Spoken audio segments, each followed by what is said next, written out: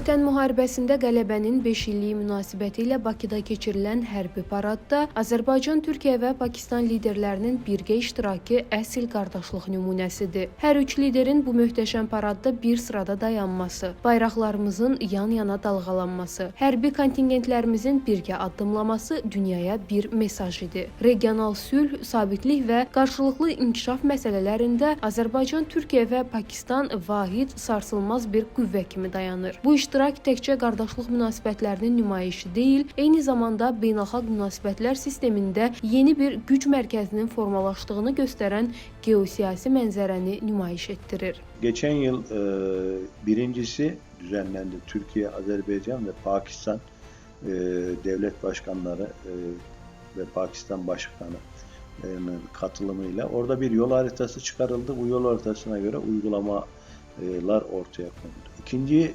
toplantı Mayıs ayında Laçin'de yapıldı. Burada bir yıllık sürede yapılan faaliyetler ve yol haritası ortaya çıkarıldı. Bu faaliyetler hem siyasi hem ekonomik hem askeri faaliyetlere yansıdı. Bu münasibətlər dərin tarixi köklərə malikdir. Xalqlarımız çətin dövrlərdə həmişə bir-birini dəstəkləyib. Azərbaycan, Türkiyə, Pakistan dostluğu və qardaşlığı sarsılmaz əbədi və strateji təməllər üzərində qurulub. Pakistan gerek 91'den itibaren Azerbaycan'ın bağımsızlığını ilan etmesinden sonra 28 yıl süren haksız işgal döneminde Ermeni terörüne ve hususuna karşı çıkmış. Azerbaycan'ın toprak bütünlüğünü savunmuş bir ülke. Gerekse 2. Karabağ Savaşı'nda 27 Eylül'den itibaren başlayan Azerbaycan'a siyasi ve gönül ruh desteği vermiş bir ülke. Zaferden sonra ise her alanda siyasi, ekonomik, askeri manada destek olan, paylaşım yapan bir ülke. Tabii ki Türkiye-Azerbaycan ilişkilerini tekrar anlatmamıza gerek yok.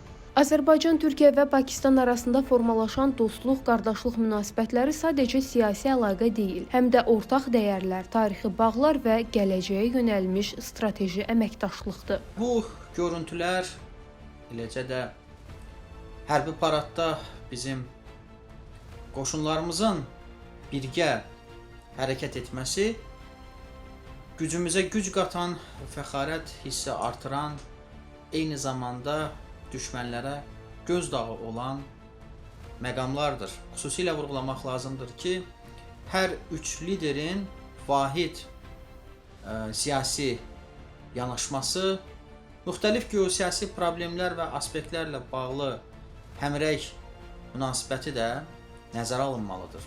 Onu da qeyd etmək lazımdır ki, paradda Türkiyə və Pakistan ali nümayəndə heyətlərindən əlavə Slovakiyadan, Səudiyyə Ərəbistanından, Serbiya, Qırğızistan, Qazaxstan və Özbəkistandan yüksək səviyyəli nümayəndələr iştirak edirdilər. Bu, Azərbaycana verilən yüksək münasibətin göstəricisidir.